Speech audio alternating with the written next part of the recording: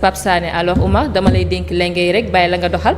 waaw xam naa jarul sax transition mën nañ dugg ci waxtaan bi bu baax a wax doyen Pape ñu ngi lay nuyu bu baax a baax di la ziar bàyyi la nga nuyoo waat ak mbokku internautes yi oui mais maa ngi lay fay Oumar amaat mbégte teew seen plateau bi nuyu monsieur Keita Traoré ci pertinence su sujet bi kon nag maa ngi leen di déglu.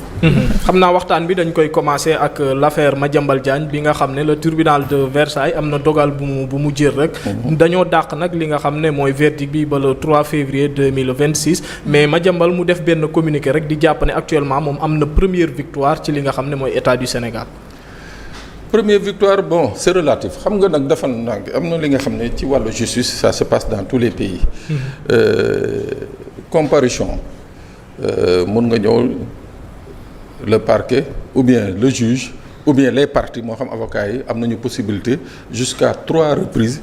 ku ci nekk renvoyé la preuve gis nga ñun. sunu mbir meeg Ablaye Sylla donc depuis 2 ans ñu ngi renvoyé donc loolu c'est pas une victoire. c'est le tribunal souverainement moo décidé ni que xëy na pour x raison dinaa renvoyer soit pour am. ay pièces yu mu demandé woon soit pour lii ak lii donc là on peut pas parler de victoire.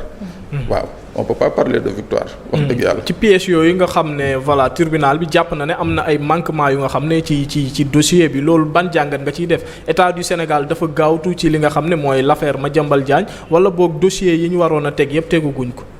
mais xam nga on parle de la chambre d'instruction du tribunal de Versailles. qui n'est pas une juridiction de jugement. Ouais.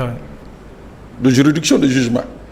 C'est-à-dire ñoom dañ leen di indil un dossier indil leen ay actes ñu xool ndax actes yi c'est conforme vis-à-vis des textes français mais ñoom du acte wu ñu consort parce que loolu du seen liggéey. donc li ñuy apprécier ñoom pour le moment ñi ngi xool ndax lii nga xam ne mooy mandat d'arrêt bi ñu demandé ça a été.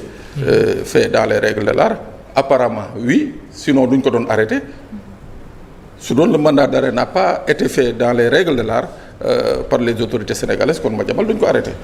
Il a été arrêté remis en liberté à la suite d'un contrôle judiciaire donc loolu problème boobu c'est réglé. léegi ñu ñëw ci problème mu demande d'extradition bi waxoon naa leen fii ne que la demande d'extradition elle est plus d'ordre diplomatique que judiciaire ça dépend souvent.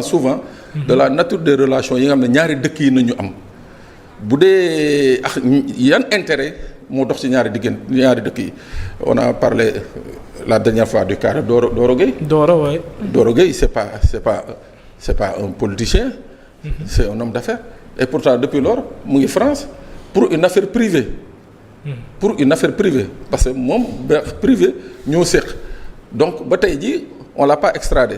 Ça a pris du temps il y a eu combien de renvois il y a eu je crois 7 renvois ou 6 renvois. mooy maanaam la justice prend le temps de s'assurer ni que kii ma war a yóbbu dëkkam ndax bu eggee. daañ ko àtte dans les règles de l'art. Ses droits seront respectés il aura droit à un procès équitable ainsi de suite c'est-à-dire la justice française dana jël toutes les garanties balaa mu naan Sénégal ñëwal nga jël ci sa doom àtte ko.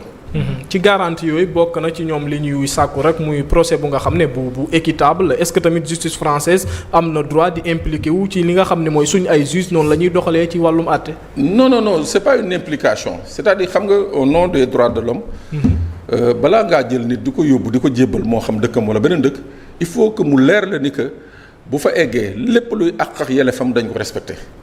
soo amee benn dut rek ni que diw bu ma ko fa yóbboo. mun nañu salfaañee ak xam yoon may na la surtout en Europe la convention européenne des droits de l'homme may na leen ngeen bañ ko extrader. waaw may na leen ngeen bañ ko extrader. mais on n'en est pas encore là actuellement c'est le tribunal moo nekk di apprécier waaw. moo nekk di apprécier actes yi ñu posé ndax c'est des actes qui sont jusqu'à présent légaux. après bu demee ba saytu ni que baax na wala baaxul moom mooy statuer ne waa léegi joxe naa sama accord wala joxewuma sama accord ba pare motiver ko. tudd nga wàllum diplomatie sànq ni li nga xam ne mooy Sénégal tamit dossier bi mën na ci jaar ci la voie diplomatique ñu gis que Madiambal Diagne en dehors de dossier bi am na ay révélations yu nga xam ne des fois da koy def ci wàllum li nga xam ne mooy la défense wàllum armée bi laal na ci côté boobu ban taxawaay la ci suñu autorités yi war a taxawee parce que loolu du cadre li nga xam ne mooy justice mais wàllum réew mi moo nekk en jeu. waaw xam nga déjà Madiambal soo xoolee sa stratégie dès le départ mooy fexe ba nga xam ne cette affaire ñu considérer ko comme une affaire politique. politique waaw. parce que bokk na ci dossier yi nga xam ne justice française bu ñu ko demandé extradition un citoyen. bokk na ci li nga xam ne ay motifs yi nga xam ne dana ci sukkandiku pour bañ a extrader bu dee c'est des motifs politiques wala des motifs militaires d'habitude du extrader donc Madiambal dès le départ moom sa logique c'était de faire en sorte que dossier bi nekk un dossier politique. waaw il a réussi il a pas réussi mais au moins il a posé des actes yi nga xam ne ay avocats mën nañ ci sukkandiku effectivement ne mu ngi nii wax nañ leen ni problème politique la preuve def na benn émission ci benn télé tëj nañu télé bi ainsi de suite def na ko ci benn rajo tëj nañu rajo bi ainsi de suite donc loolu yëpp c'est des atouts yi nga xam ne qui peuvent lui être favorables sans pour autant mu nekk quelque chose de déterminant devant la justice. léegi nag yeneen actes yi muy posé. il est à l'étranger il est sous le coup d'un mandat d'arrêt. il est sous le coup d'une demande d'extradition. actes yi muy posé wax fa dëgg yàlla état du Sénégal mënu ci dara. l'état ne peut pas tey jii mënul jox injonction la République française ou la justice française ne leen wax leen Madiambal mu noppi et comme ça mënu ko. donc il faut que ñu egg à un niveau où la justice tranché na. ñu ne y a un délai de 45 jours. pour ngeen jël si ko ci délai boobu nag moom mun nañ ko tere mu wax. alors Pape man bëggoon naa nga ñëw ci point bi sur le fait que tey bu fekkee la France dafa refuser li nga xamante ne extrader Madiambal est-ce que y a possibilité qu'il y ait des conséquences diplomatiques entre les deux pays. c'est dans l'ordre du possible xam nga les pays surtout en matière de justice tous les pays sont souverains. Sénégal bu neexee continuer son instruction bu France bañ mu continuer son instruction juger ko par contumace lancer waat un autre mandat d'arrêt c'est toujours dans l'ordre du possible. mais léegi ndax loolu mën na impacter ci relation yi. forcément il arrivera un jour où France dana soxla dans le domaine de la justice Sénégal bu boobaa daf rendre li ñuy wax la réciprocité ne ko waaw d'accord man ba ma soxlaa sama doom bi da nga ma bañal lii man tamit dama lay bañal lii. voilà mais de toute façon daal c'est plus un enjeu diplomatique. maa ngi expliquer keroog l'histoire du Turc bi nga xam ne il a fait 4 ans fii sous Macky Sall la Turquie voulait ñu extrader ko parce que c'était un problème de mœurs et tout mais on avait refusé téye ko fi pendant 4 ans mais bii nguur gi excès premier ministre dama fa dellu si dañu xoolaat dossier bi ci semaine bi on l'a extradé delloo nañ ko Turquie donc c'est juste des problèmes des calculs des problèmes d'intérêt et loolu nag ci relation yi entre ñaari dëkk yi fa dañuy basé wu quoi. suñu jógee ci Madiambal Diagne dañuy atterrir fii ci Dakar waxtaanee li nga xam ne mooy question d'actualité au gouvernement gis nañ que le 28 bi ñu jëm vendredi le premier ministre day dem jàkkaarloo waat ak li nga xam ne mooy député yi ñu war a waxtaan ci actualité bi jàkkaarloo boobu ana lan ngay xaar ci ñi nga xam ne ñooy député yi surtout ñoom ñi war a poser ay questions pour que les membres du gouvernement andil leen ci ay réponses. waaw l'actualité moom jàpp naa ne que elle est très riche mais li ma ci metti rek man li ma ci metti au lieu que ñi fay waxu problème mu sénégalais yi daañu jël le débat là tourner ko autour du différend entre Sonko ak Diomaye. moi c'est juste mon inquiétude c'est-à-dire que tey on a de sérieux problèmes au Sénégal. économiquement parlant au niveau de la justice ak ci yeneen domaine ñi ngi wax enseignants yi ak le secteur de la santé yi nga xam ne ñi ngi dem ci grève c'est-à-dire man li ma doon séntu tey ci député yi mooy que la nga xam ne am na impact am na njeexital ci askan bi ñu poser ces questions là demander au gouvernement de produire des actes yi nga xam ne mun na dimbali Sénégalais mais c'est sûr et certain je dis c'est sûr et certain que 90% des questions vont porter sur lan moo la booleeg Diomaye lan moo la booleeg diw ainsi de suite ainsi de suite. donc actualité bi kay si loolu rek lay tourner. ma ne d'ailleurs actualité bi si loolu rek lay tourner. ci yooyu nañu war a wax excusez-moi ci yooyu nañu nar a wax waaw alors que les Sénégalais ont besoin d'autre chose monsieur Traoré mu ngi souligner fii un peu le problème justement des cas de viol c'est un problème bi nga xam ne les députés yi nga xam ne ñi nekk commission santé war nañ ci sax interpeller le ministre de la santé, le ministre de la justice, question de la prise en charge, est-ce qu'il faut pas revisiter la loi, ainsi de suite yooyu yëpp, mais on va tout laisser de côté indil ñu problème boobu. muy benn ñaar on va certainement parler de dette cachée. Pour d'autres nous diront dette cachée amul, d'autres nous diront si am na, ainsi de suite njeexital bi mooy lan les Sénégalais ne se retrouveront pas autour de ça.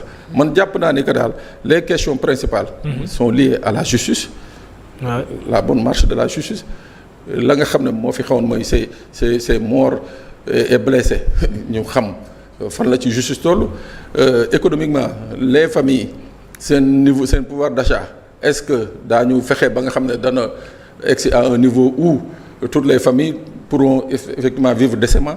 Santé bi, éducation bi ak yi nga xam ne ça fait vivre toute une société, l'emploi et consorts, notre pétrole, notre gaz et tout, qu'on revienne sur ça, teg mbir mi sur la table. Poser également la question justement de la réduction du train de vie de l'État. waaw surtout. waaw yéen a waxoon da ngeen di wàññi foo leen ci toll on attend des actes forts man jàpp naa ni que daal si j'étais un député. ou bien su ma xamoon député bu may wax ay questions yooyu laa koy wax mu. nga jox ko yomb. waaw mu jébal ko le gouvernement. ba bàyyi laa ko Betty am na question. Dans situation actuelle entre Diomaye ak Sonko est-ce que vous avez vu venir ça avant vous avez vu venir leur conflit avant gisoon nga loolu nan nga ko jàngatee. oui mais xam nga la vie est faite de conflits. Oui. muy entre jëkkër ak jabar muy entre papa ak doom muy entre yaay ak doom la vie est faite de conflits. Alors que certains puissent penser à un certain moment que Ousmane Sonko wala Diomaye c'est des personnes extraordinaires mais c'est parce que quelque part d'abord xamuñu bu baax àddina ba pare xamuñu bu baax comment fonctionne un pouvoir, c'est-à-dire le pouvoir moo siis quelle que soit la nature des relations que vous pouvez avoir boo leen excès au pouvoir c'est quand même un peu compliqué ngeen war a mën a gérer et l'amitié gérer également le pouvoir. Donc moi je dis que il faut juste faire en sorte que lii nga xam ne moo xew seen diggante mu bañ a nekk un problème d'État ñu gérer ko à son niveau, c'est-à-dire c'est une question qui concerne d'abord balaa ñoo egsi au sein de la République, c'est une question qui concerne un parti politique. Parce que ñoom ñaar ñëpp ils sont issus du même parti politique. C'est une question bi nga xam ne ça relève d'une question de coalition. Donc politiquement je crois que war nañ ko mën a egg. Maintenant il y a des impacts forcément parce que ñoom ñaar au-delà du fait que ñu bokk benn parti ñoom ñaar ce sont les deux têtes de l'exécutif. Donc bu coow amee fële ci biir parti bi les concernant forcément coow loolu dana impacter dans la bonne marche des affaires de la République. Mais jàpp naa ni que boo demee ba solliciter le suffrage des Sénégalais à travers un programme ex yàlla jàppale la nga toog soo toogee je crois yenn détails yeeg yenn combat yeeg consort da nga ko war a reléguer su dee vraiment jox nga cër ñi nga xam ne ñoo jël seen carte votel la yooyu da nga koy bàyyi ci gannaaw jéem a doxal pourquoi tu as été élu. Maintenant nag c'est des politiques. Est-ce que réellement ils ont même un problème eux deux? Parfois on peut dire que c'est la politique. Non, comme on est dans le factuel, on considère qu'il y a un problème. Parfois on peut dire que mën na nekk yëngal dëkk bi tuuti. dellu si waat. Mais là on rentre dans le cadre de la météo. Ah ok. Ah suñu naree toog naan est-ce que problème la wala du problème mooy ñu ngi dugg ci météo. Léegi nag ben vrai on peut faire de la météo. On peut dire que oui c'est des politiciens. Man jàpp naa ni que les politiciens ils sont capables de tout. Mais coow li est-ce que dina yomb mu fay parce que suñu gisee ki nga xam ne mooy njiital la coalition Diomaye président di Mimi actuellement moom mi ngi ci li nga xam ne mooy mobilisation gis nañ ay maires yu nga xam ne ñi ngi ñëw amul benn segg nag foofu la paradoxe bi nekk parce que Diomaye moom principe yi mu amoon mu nekkoon benn promesse de campagne mooy lu jëm ci wàllum transhumance ñoom duñ ko nangu benn yoon te jamono ji ñi ngi gis fu waay jógee rek day ñëw dugg ci li nga xam ne mooy la coalition en quelque sorte est-ce que dajale bi ñuy dajale ay maire rek képp ku nga xam ne bëgg nga adhérer du nekk lu nga xam ne dina leen jural musiba ci kanam. Omar question bi ñuy njëkk a posé mooy est-ce que ndax Diomaye am na droit.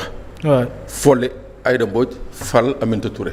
amoon na ci droit wala. waaw man c'est la première question que j'ai posée ba ma xoolee jàngat xool les statuts li nga xam ne moo composé la coalition Diomaye président. Diomaye amu ci droit. donc pour man je considère que ce débat là c'est un débat bi nga xam ne wax dëgg yàlla comme ni ma ko doon wax sànq c'est un débat extrêmement puéril qui intéresse que les politiciens. donc man jàpp ma sax ni que waroon nañ ko jël def ko un sujet national ba ku ci nekk ñii di feebar ñii di xëm ñii di non écoute Diomaye comment c'est une coalition qui l'a porté moom il n'a pas porté la coalition bi moo ko porté moom dafa génn fekk coalition bi toog ñu cër jox ko cër ne ko léegi nomel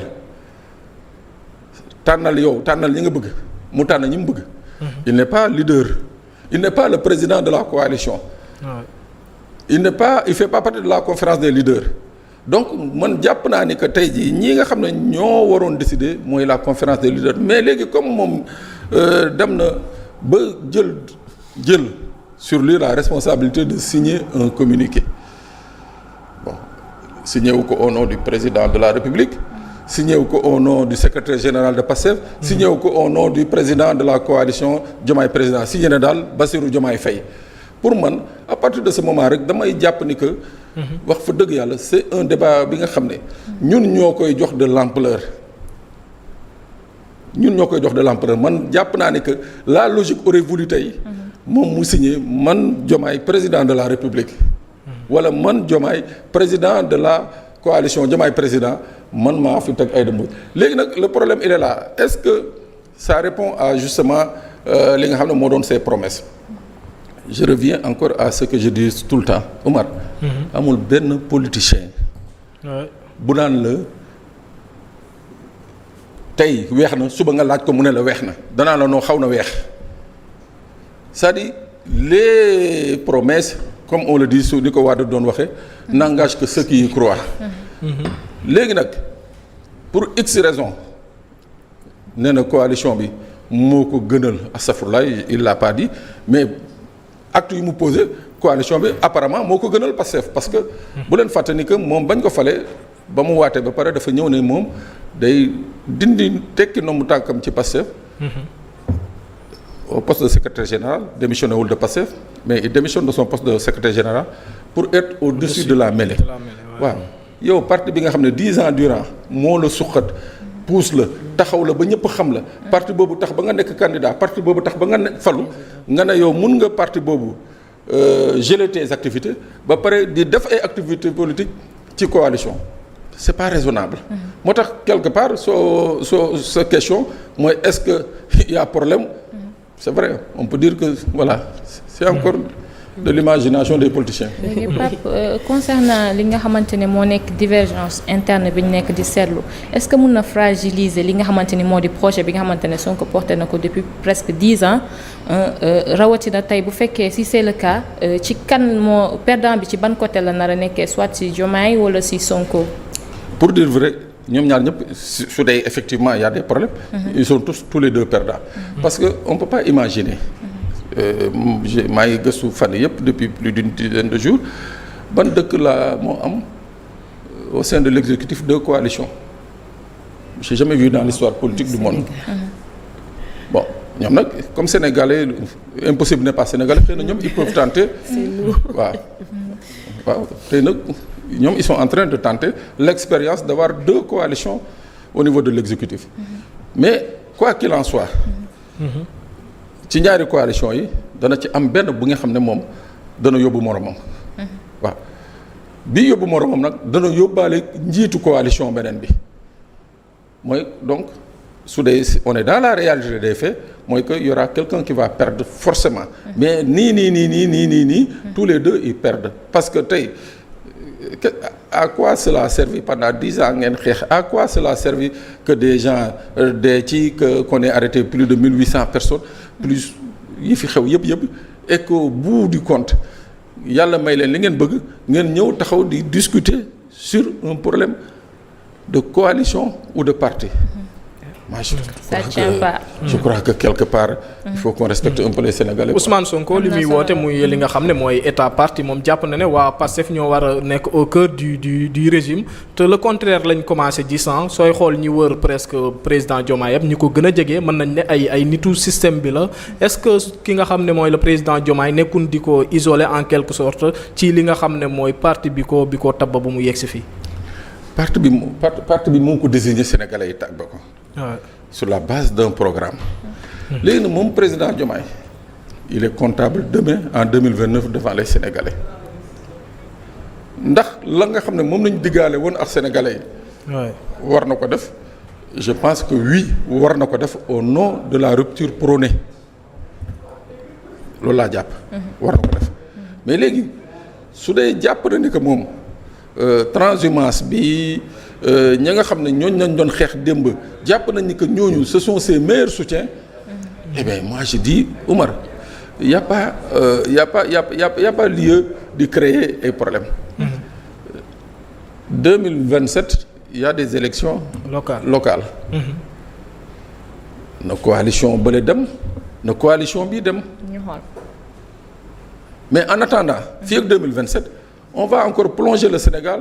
dans une spirale de politique politicienne. mais ñoom lay gën a yàqal parce que ñoom la ñu waroon réaliser fii ak 2027 duñ ko réaliser parce que lépp dañ koy politiquer di ko xeexee wala di ko xulóowee alors que fii ak 2027 de 2024 à nos jours y a pas beaucoup d'actes yi nga xam ne ci li ñu diggoon Sénégalais ñu ngi koy réussir. c'est dommage. et cela avec la situation économique bi ñu fi fekk. ak yeneen donc jàpp naa ni que leur logique tey c'était de taire ces dissensions là bu dee dëgg nag dañu bëgg mener le Sénégal à bon port. mooy ñu jël li ñuy wax ni teer ko te gisuma encore je le répète encore gisuma cette coalition Diomaye président lan la indil effectivement au président de la République soo xoolee nga def le prorata des résultats. Diomaye président bi ñu demee élection présidentielle 54%. Pastef ne man damay dem man kese législative am 54%. donc man gisuma vraiment fondamentalement la nga xam ne moom la ñu indil le président de la République mais moom le président nag su xalaatee ni que moom jàpp na ni que coalition bi moo ko ëppal njëriñ mais il faut le laisser y aller. et puis taire ce débat là. coalition ku ko wax xam nga ne fu nekk la waaye di jógee te régime bi tamit am na lum ñu jaayoon ci li nga xam ne mooy wàllum justice rupture ku lekkoon di nga gokk est-ce que suñ demee ba ay nit di jógee fu nekk ñun impliqué dugg ci li nga xam ne mooy la coalition Diomaye du am di ay lenteur ci li nga xam ne mooy wàllum justice d'autant plus que dossier yi fi nekk sax mënuñ ko vider depuis deux ans presque. Omar y aura pas de lenteur y aura même pas de reddition des comptes. Wade ce qui a fait que Wade a échoué dans sa reddition des comptes mooy que dañu door rek ku ci nekk waa parti socialiste ñëpp daw si ne ko man président mun naa la liggéeyal mun naa tax nga gagné Ziguinchor mun naa tax nga gagné Fouta il les a tous récupérés finalement ña nga xam ne nañ doon jiiñ na ñoo lubal ñoom ñëpp ils se sont retrouvés au niveau du conseil des ministres de Wade. Macky Sall kazalika bi mu ñëwee la mu def mooy que reddition des comptes laay def ou bien traque des biens mal acquis mais à part Karim Wade bi ñu fi téye ku ñu fi téyeti finalement tout le reste tous les ministres qui étaient présents dans le dernier conseil des ministres de Wade en 2012 5 ans après se sont retrouvés dans le conseil des ministres de Wade de Macky Sall.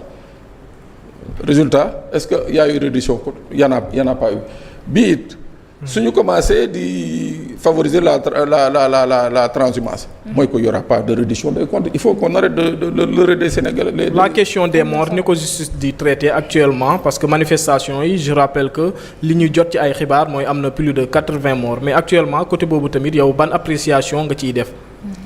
Omar moi je dis vraiment ce que je pense. j'ai pas beaucoup d'espoir. gis na que ces histoires là dana am une finalité bi nga xam ne moom lañ ciy xaar parce que xam nga dama ne Omar dafa amoon ay dossiers yi nga xam ne. justice daf ko ficelé woon ba pare. maanaam daf ci defoon enquête daf ci autopsie daf ci contre-expertise confier ko à des juges d'instruction avant que la loi d'amnistie daal di génn ñu déglu ci woon ay nit interroger ci des gens donc c'est-à-dire ne serait-ce que rek laa la wax ne serait-ce que pour rassurer les Sénégalais gis nga dossiers yooyu waxuma l'ensemble des dossiers de mais man xam naa ci 3 dossiers yi nga xam ne qui avait atteint un seuil important en instruction dossiers yooyu bu ñu ko jëloon rek ñett yooyu au moins mën nañu commencer jarul ñuy ubbiwaat enquête jarul parce que c'est des dossiers qui existent déjà tous les actes ont été posés mais bu ñu mën naan ba léegi on reprend les enquêtes on reprend léegi les morts là reconstitution des faits fu ñu koy defee ñi nga xam ne suul nañ leen sans autopsie ou sans expertise balistique kañ lañ koy def c'est-à-dire il y a un imbroglio bi nga xam ne actuellement qui est mis en place pour que rien de tout cela ne réussisse. am na solo lool Pape Sané waaye waxtu bi dafa mel ni rek dañoo xoj dañuy bàyyi Omar nga tàggatoo rek. waaw mbir yi mat na di ko jaajëfal bu baax a baax